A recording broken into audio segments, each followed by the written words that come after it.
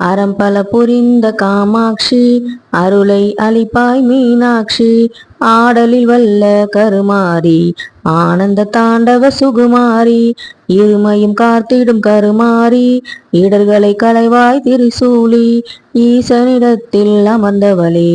ஈடில்ல காந்தி உற்றவளே உலகம் அனைத்தையும் ஈன்றவளே உயிர்களை எல்லாம் காப்பவளே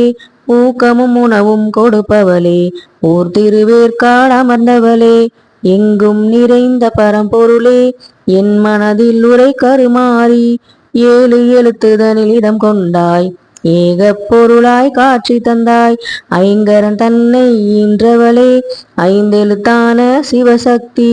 ஒளியா வெளியாய் உயர்ந்தவளே ஒளிவேலின் கீழ் அமர்ந்தவளே ஓம் என்னும் எழுத்தில் நீ அமர்ந்தாய் ஓம் நம சிவாய பரம்பொருளே.